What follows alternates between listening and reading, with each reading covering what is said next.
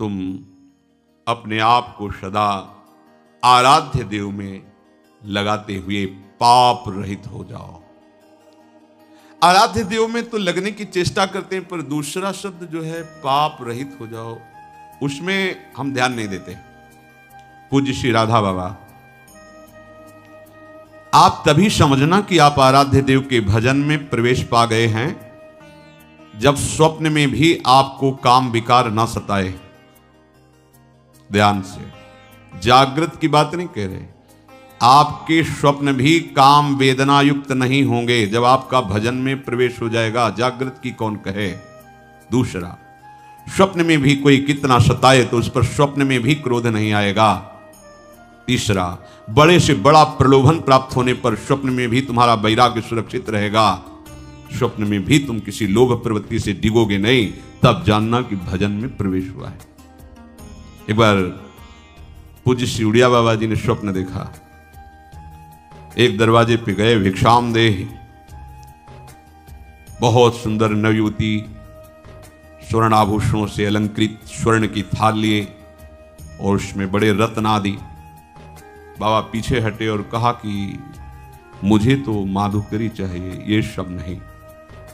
हटने लगे तो देखा कई घरों से ऐसी सुंदरियां निकलकर आसपास से घेर लिए। बाबा भागे, आंख मूंद करके भागे, और जब बहुत दूर निकल गए तब आंख खुली उनकी, तो देखा ये तो स्वप्न था। तो शांति मिली कि चलो, स्वप्न में भी मन ने प्रतिग्रह स्वीकार नहीं किया, मन में कहीं किसी सुंदरी के प्रति आकर्षण नहीं हुआ।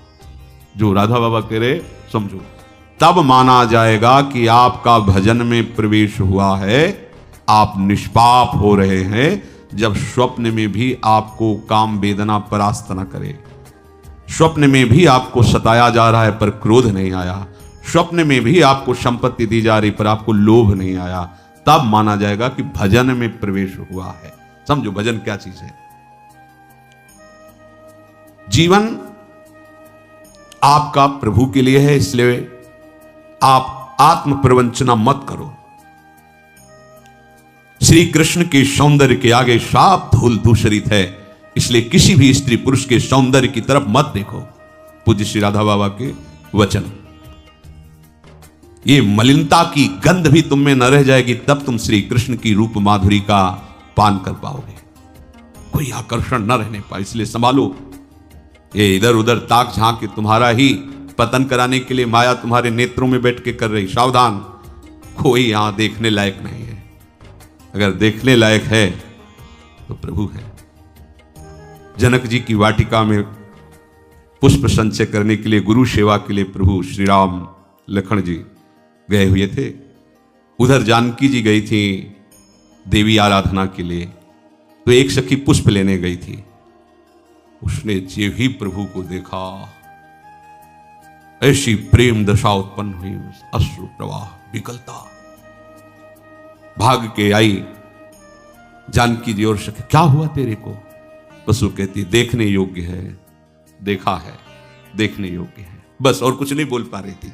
कौन है? जानकी जी की सहेली महामहिम, वो विकल है, हम तुम तो जीव है। वो क्या कह रही? देखा है, देखने योग्य है, देखने योग्य। जानकी जी ने कहा क्या देखा है? तो कहती देखने योग्य। अश्रु प्रवाह, चलो देखते हैं क्या है। श्री जानकी जी जब सखियों के सहित जीव ही कंकण और नूपुर की ध्वनि सुनी, प्रभु श्री राम का मन आकर्षित हुआ। लक्ष्मण जी से कहते हैं आज तक ऐसा नहीं हुआ, मेरा मन कोई आकर्षित कर ले, हमारे रघुवंश का स्वभाव है। ये ऐसा क्यों हो रहा मेरे मन में? ये सोच ही रहे थे कि लता ऐसे सखियां निवार रहे। जानकी जी, जे ही राम जी की दृष्टि जानकी जी के मुख पर पड़ी तो माथे पे पसीना आ गया सरकार के। सोचो, ऐसे युगल मर्यादा पुरुषोत्तम और फिर महाप्रेम रस सिंधु युगल सी श्यामा श्याम, इनको देखने के सिवा और कुछ देखना है? किसको देखोगे? कोई देखने लायक है? अरे होश में रहो, समय बर्बाद मत करो। समझो, परमार्थ का भी ककहरा नहीं आता। यदि कोई तुम्हें अच्छा लगता है इस सृष्टि में, तो अपने को साधु महात्मा परमार्थी मत समझना। अभी ककहरा नहीं आता परमार्थ का। पूज्य श्री राधा बाबा, हिमालय की तरह अचल होना चाहिए तुम्हें अपने धर्म में। तुम्हारी श्रद्धा प्रभु में अटल होनी चाहिए। ये 4 बातें तुम में प्रकट होने लगेंगी जब तुम्हारी श्रद्धा प्रभु में अटल होगी, तुम अपने भागवत धर्म में अचल होगे तो ये 4 बातें आ जाएंगी। पहला, सर्वत्र तुम्हें अपने प्रभु का अनुभव होने लगेगा। मेरे प्रभु हैं, यही है, शब्द में है, कण कण में है। ये वाणी का विषय नहीं, ये हृदय में उसको अनुभव होगा। है जब अनन्यता आ जाती तब अनुभव होने लगता है। अटल श्रद्धा विश्वास तब अनुभव होने लगता है।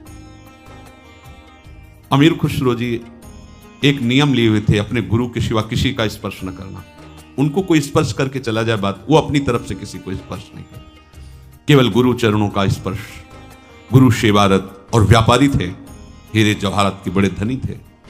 एक गरीब ब्राह्मण उनके गुरुदेव के पास इस भावना से जाता कि हमारी बेटी का ब्याह है, बाबा सिद्ध हैं, कुछ धन दिलवा देंगे किसी से। बाबा बेटी का ब्याह है, कुछ धन की आकांक्षा है, परसों आना चलो। फिर परसों आए, बाबा आपने कहा था परसों, पादुका ले जा पादुका। अब महात्मा का आदेश, पादुका उठाई, अब संत की पादुका तो सर पे रखी, पर सोच रहा था कि पादुका से क्या होगा, मुझे तो अर्थ चाहिए, भोजन खरीदना है, स्वागत के लिए व्यवस्था करनी है। बाबा ने पादुका दे के फुसला दिया, पर कुछ तो होगा, सिद्ध संत है, अगर पादुका दी कुछ तो होगा, सोचता ही जा रहा था। अमीर खुसरो को गंध आई सदगुरुदेव की, है आसपास सदगुरुदेव का कुछ है।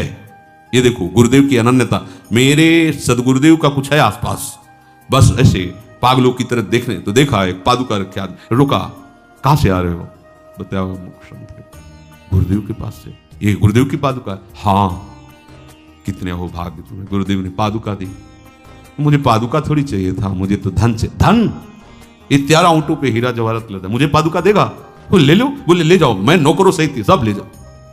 गए पादुका, गुरुदेव पादुका लाया। अच्छा रख दे, कितने की? 13 ऊंटों में हीरा। हाँ सस्ता, सस्ते ले लिया, चलो।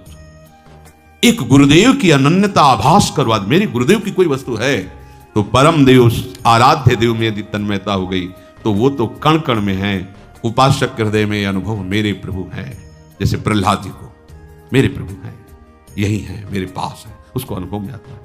अगर दिखाई नहीं दे रहे तो फिर उनको शिकायत करता है, ये छुपा छुपी का खेल मत करो, मुझे आभास हो रहा है, हो यही हो, हटाओ ना ये पर्दा, हटाओ और बेपरद मेरे आंखों के सामने आओ, तुम हो, मुझे पता है हो। दूसरा, मेरे प्रभु सर्व सामर्थ्यशाली हैं, ये उसको हर क्षण रहता है। इसीलिए ये मांगना, जांचना, चाह करना, छल कपट, चतुराई, क्रय विक्रय, बहुत बड़े धनी के दास हैं, बहुत। आप जानते नहीं, वेद नहीं जानते तो आप क्या जानोगे? हमारे स्वामी की महिमा को सही पूछो तो स्वामी भी पूर्ण रूप से नहीं जानते हैं। हमारे स्वामी की महिमा अगाध और अनंत है, इसलिए स्वामी भी नहीं जानते हैं, इतनी अपार महिमा उनकी है। ऐसे स्वामी का आप दासत्व स्वीकार करके भजन कर रहे हैं, फिर आप में अगर विषय धन्यता, भागवतिक धन्यता अलग चीज है, विषय धन्यता, हमारे पास कपड़ा नहीं, हमारे पास व्यवस्था नहीं, हमारे पास ये सब घटिया बातें उसके हृदय में रहती है, जिसने इस महान प्रभु का दासत्व स्वीकार नहीं किया, केवल नाटक कर रहा है। ऐसे सर्व समर्थ स्वामी का दासत्व, उसको पता है कि प्रभु हमारे सर्व सामर्थ्यशाली, कर तुम अकर तुम अन्यथा कर तुम, कुछ भी कभी भी कहीं भी कुछ भी हो सकता है। जो असंभव है उसको एक क्षण में संभव कर दे, मेरा स्वामी ऐसा है। इससे क्या होगा? अन्य भरोसा, अन्य आशा, अन्य बल एक सेकंड में खत्म, क्योंकि जान गया ना सर्व सामर्थ्यशाली मेरा प्रीतम है, उसके गर्भ में वो घूमता रहता है। उसी बाहरी आश्रय, भरोसा, आशा, ये छल कपट का जाल, ये कैसे अर्थ आवे, कैसी व्यवस्था, ये सब आप अच्छे से समझो। जब एक उपासक अपनी सच्ची उपासना में लगता है तो देवराज इंद्र घबरा जाते हैं, त्रिभुवन थर्रा जाता है एक साधक की उपासना पे। फिर आप इतने साधक उपासना कर रहे हो, आपको सोचना पड़े भोग के लिए, आपको सोचना पड़े व्यवस्था के लिए, तो आप कहां हो? सोचो आप कहां हो? एक तपस्वी, एक उपासना में रत उपासक जब हिल जाता है त्रिभुवन, आप हो क्या? आप हरि के दास हो, महामहिम त्रिभुवनपति, अखिल ब्रह्मांडों के मायाधीश के सेवक हो, तुम समझते क्या हो? घटिया बात नहीं रहनी चाहिए। नहीं, बिल्कुल सच्ची बात हृदय में बैठा लो तो बादशाह बन जाओगे।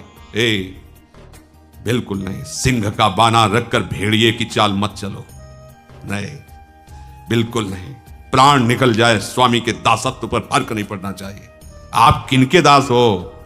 विषय दास हो, ईश्वरीय दास हो या हरिदास हो?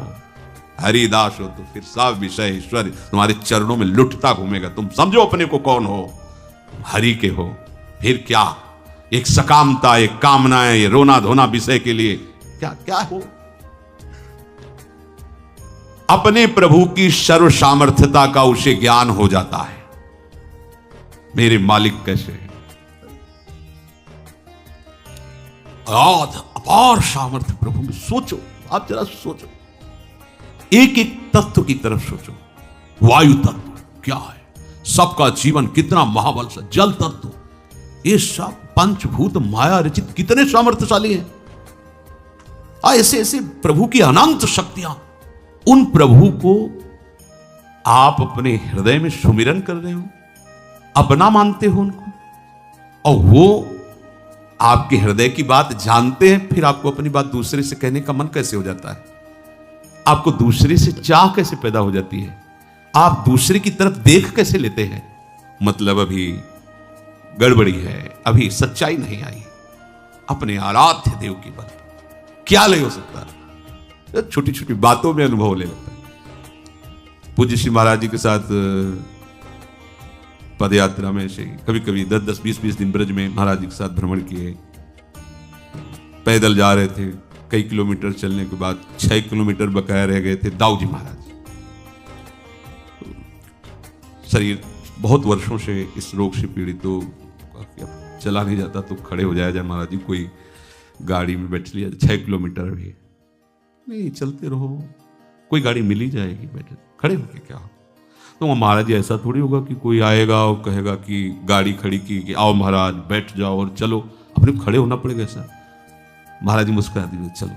आपसे सत्य कहते 2 ही 4 मिनट हुए थे कि एक कार वाला आया, बगल शीशा का, कहाँ जा रहे हो महाराज? दाऊ जी, हाँ वहीं चल रहे, दरवाजा खुला, आओ बैठ जाओ। चल, महाराज जी हमारी तरफ देखे, मान गए। ये बिल्कुल एक छोटी सी बात है, एक छोटी सी बात। हमारा प्रभु सर्वज्ञ सर्वशक्तिमान, वो कैसी बात कर, भक्त चाहे और स्वामी कैसी बात कर। अरे वो ऐसे दुलार करते, अनंत माताओं का वात्सल्य लिए। आप अपने स्वामी की सिवा किसी की तरफ मत देखिए।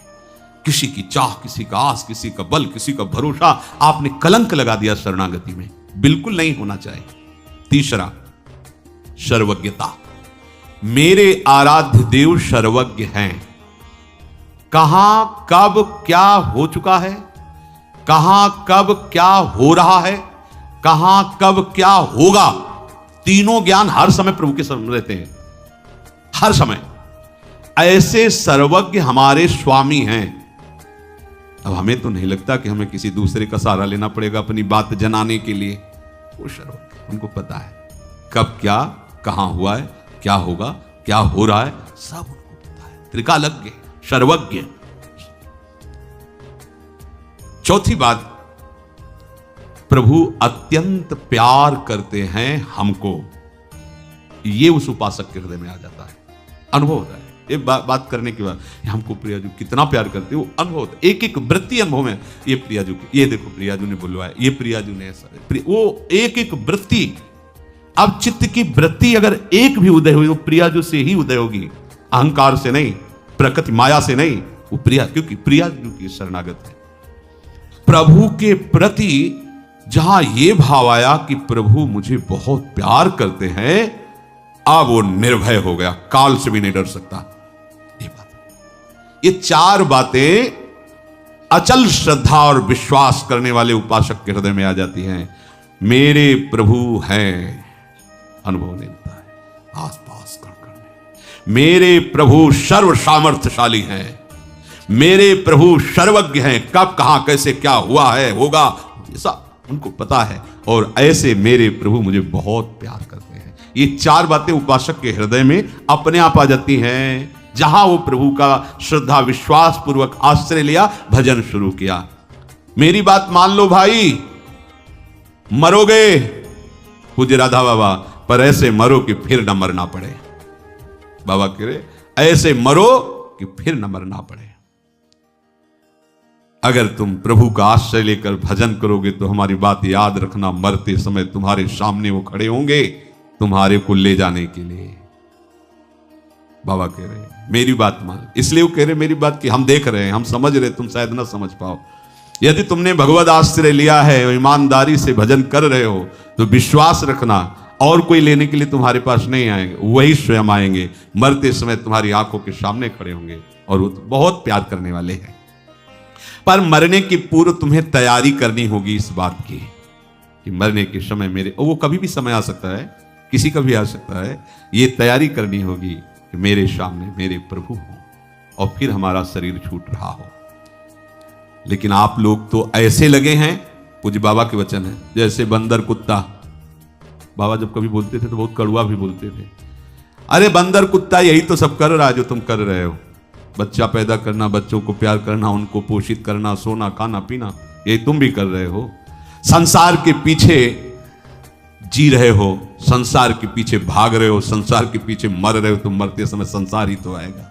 अगर प्रभु के लिए जियो, प्रभु के पीछे भागो, प्रभु के चिंतन में रहो तो प्रभु अंतिम समय आ जाएंगे तुमको लेने के लिए। अगर हम किसी को ऐसा कहते तो हमारी तरफ ऐसा देखता है मानो फुसकार से हमें भस्म कर देगा। पूज्य राधा हुआ जब हम किसी को कहते हैं ऐसा तो हमारी तरफ ऐसा दिखता है मानो भस्म कर देगा। अरे सावधान हो जाओ, अभी तुम्हें हमारी बात क्रोध दिला रही होगी, आग लगा रही होगी, पर हम जो बात कह रहे हैं वो तुम्हें शीतल बनाने वाली कह रहे हैं कि भूल मत करो।